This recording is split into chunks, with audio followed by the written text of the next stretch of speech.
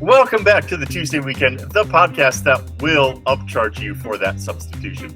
So we are talking about all of the effects of what happens when you have a lot of modifications to your order.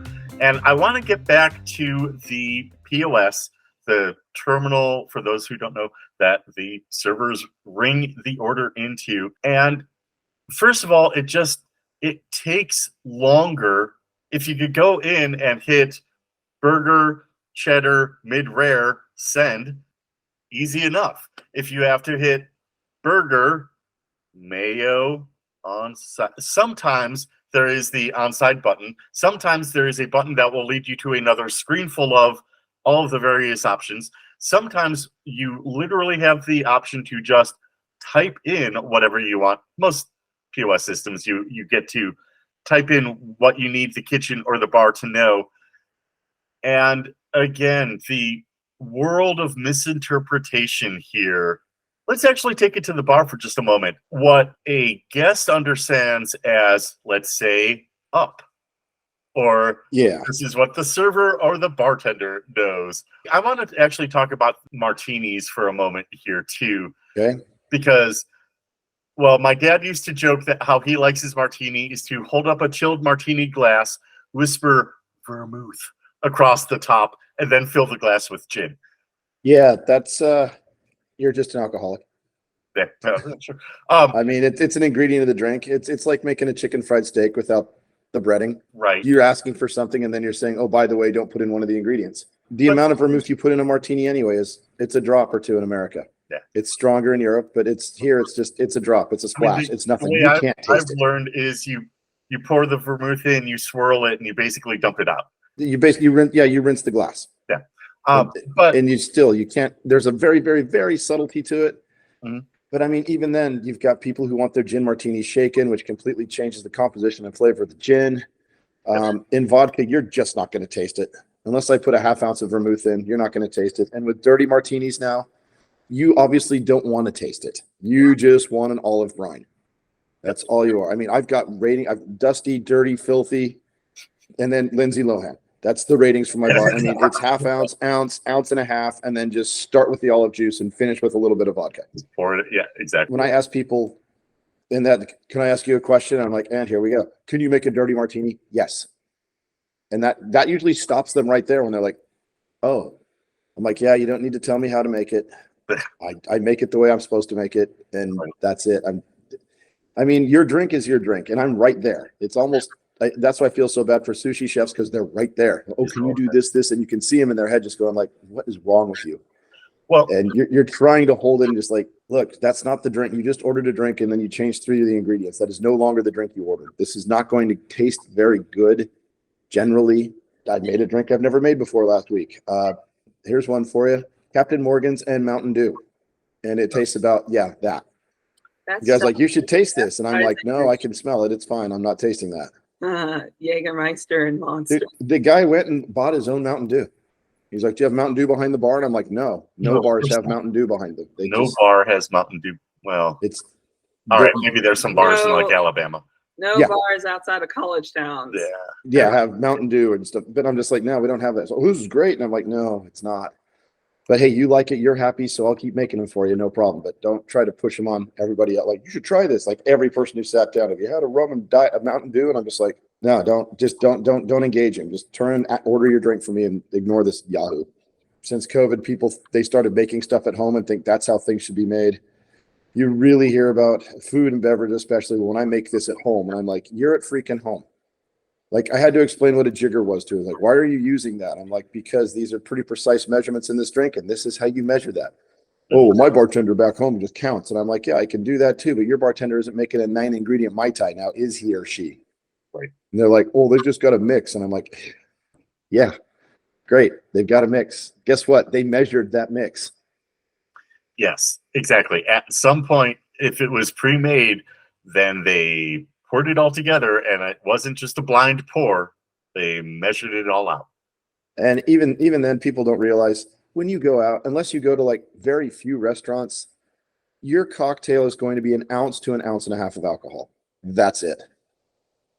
I mean, I know Ruth's Chris pours like 2.5 ounces. They pour big cocktails in that place specifically, but also their cocktails are $25 specifically out here. I mean, average cocktail out here is like 15. So when you get more liquor, you're going to be charged more. But when you're people like, oh, fill that up or hook me up or make it stronger, you're not at home. Just take this up to your room, pour whatever. I've had people pour mini bottles of tequila into margaritas before. While I'm watching, I'm like, what are you doing? Oh, we like our margaritas stronger. I'm like, then order a double. Well, that's expensive. And I'm like, yeah, but now you're leaving and here's your check and you can't drink these drinks. And they're, wait, what? And I'm like, yeah, you can't take it on yourself. When people show up with their own hot sauce, when people show up with their own spices and stuff, it's like, why are you even dining out? Right. I'm like, you put that down on the table. You're telling me immediately you don't care for anything that we're serving and it has to be modified for you to eat it. Why are you here? There was a Thai place that we went to quite a bit in Park City, Bangkok on Main. It was great. And one of the other regular customers that I saw in there several times would bring in, it was the little tincture pepper. Like it wasn't a hot sauce. It was essentially a hot essential oil. And a single drop is enough to make a plate of food spicy. And, but it was just like, why don't you let the chefs make it spicy? Why do you like? I mean, sure, go ahead. You're at a Thai place. They can make it spicy. Frosted Flakes. I don't care. Go ahead. But you're in a restaurant. Let the chef do their thing. I think one of the things that we're trying to drive home here is that there's like set recipes in a lot of different situations, like Nick said with his cocktails, and like what I said about the tofu earlier, that we take pride in, right? And it is muscle memory, right? So like when we're producing the food and we know how to do it the best way possible is follow the recipe, follow the way it is supposed to be made. And then suddenly we get these crazy modifications that will take away from the essence of the food or drink item that we're making.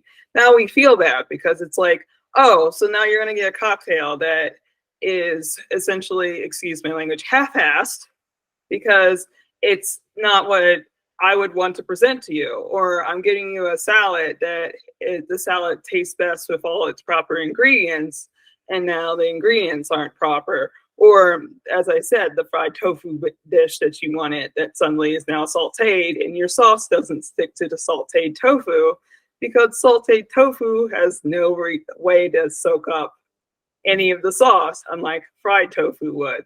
So it's like now I'm plating and presenting this dish in the best way possible. But me, as the person who made your food, knows that this isn't the way that it's supposed to be, and we know it's not the best experience you're going to get. But you're going to be happy about it because that's what you ordered.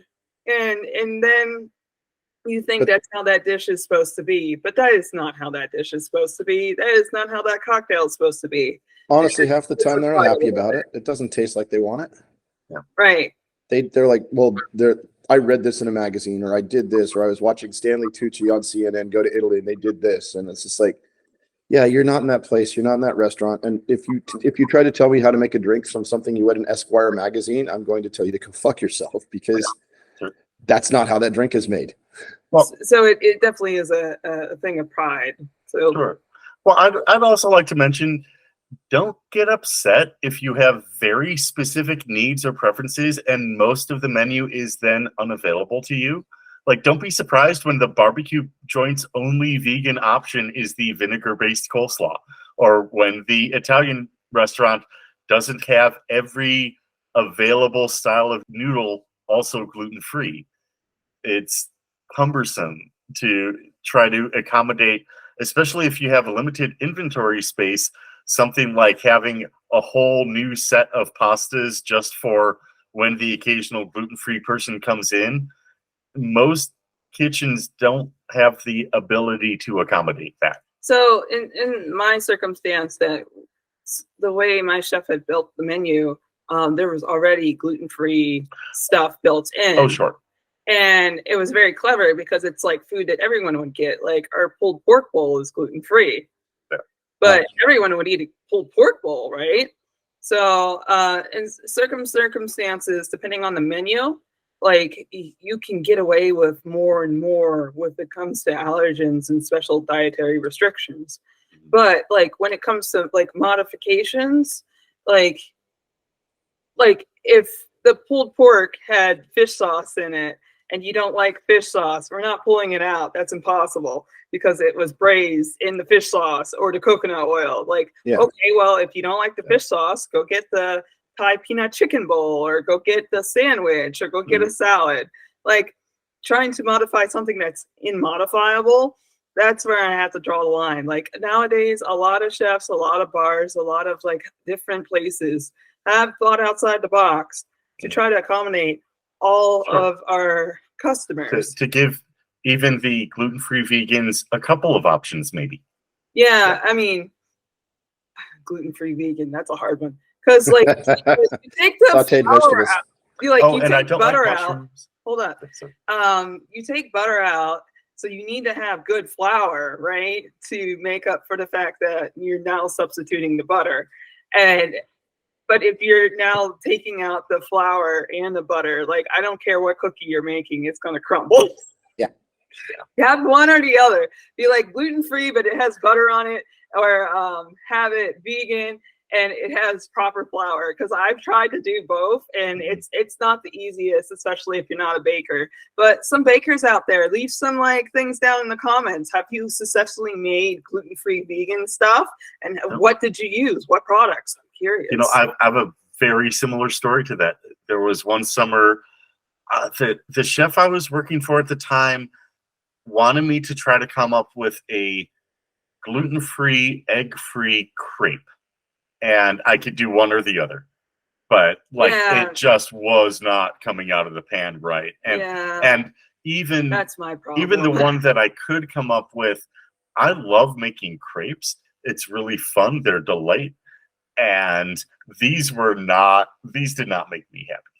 But I mean, for somebody who, because of their diet, I didn't want to serve it. For somebody who, because of their dietary restriction, hadn't had one or anything like that for a while, I'm sure it would have been a treat. For somebody who gets to have the real thing, I was not happy with it. Yeah. So it goes back to the pride thing. Like in circumstances, the modifications that you make will make a dish subpar or the drink subpar. And we really actually don't want to serve it to you because we know it's not our best work. Yeah. So it hurts us a little bit. Yep. Then it slows us down in every way, behind the bar and in the kitchen. It stops you.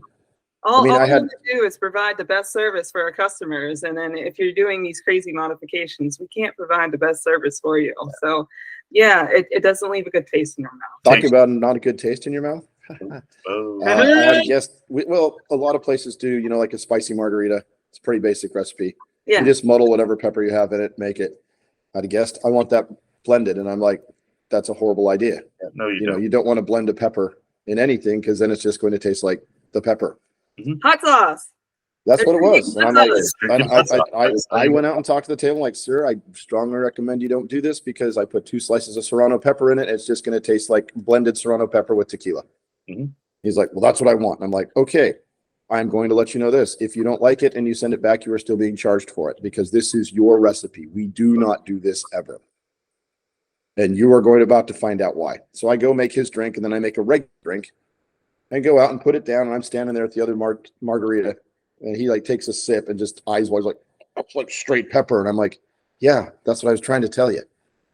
I'm like, here's how it's actually supposed to taste. And he's like, oh, that's really, really good. I'm like, yeah. I was like, can you blend this? I'm like, that is the blended version next to it. That's how it changes it that much. Yeah. I mean, on a basic level, going back to martinis. Stirring gin and shaking gin, it's 2 entirely different alcohols when you're done. Mm-hmm. Right. One is chilled and tastes like gin. The other one is oxygenated and watered down and tastes completely different. Yeah. It looks different. I mean, you take the chemical composition literally of gin when you shake it versus stirring it. So what if you blend a martini? You will get gin flavored ice. Yay. Oh, yum. Yeah. Okay. You want a gin slushy, really? Gin slushy. Oh, right. with a nice little olive garnish. That sounds so refreshing. Oh, especially if you made it dirty, a dirty gin slushy. Don't give people ideas. They're gonna when you put it out there, suddenly it just starts happening. Yeah, we're God. giving Nick nightmares right now. I I- see it. You see this look of deep concern in our bartender's face. I will right now apologize to the future bartenders who will be afflicted with this just abomination that we have unleashed into the world. Oh, bless. But I will never ask a bartender to blend a drink. No. I mean, all right. I mean, I only will ask if it's a blended drink. I mean, if I'm in South Beach and they have the slushy machines and shit, all right, sure, because that's the thing that they do. If it's a like blended drink bar and that's the thing, all right. But like, if I have the option of a margarita on the rocks or a margarita blended, I'll take the rocks. And that's part of it, man. It's if you order a pina colada, that's a blended drink. You don't have to say blended. It's like, again, back to martinis. If one more person asks for a double martini, and I'm like, it's already a double. It's a freaking martini. See, now I'm just thinking of blending all sorts of like a blended mojito. That actually might not be terrible. Yeah, but it won't be the same. But it won't be the same. It wouldn't be nearly. It wouldn't be nearly sweet enough because the mint's going to overpower everything. Yeah. You're just going to release a shit ton of mint oil in that drink, and that's what you're going to taste. You would have to up all the other ingredients: the sugar, the lime juice, the rum. All right, we're going to take a quick break, and we will be right back.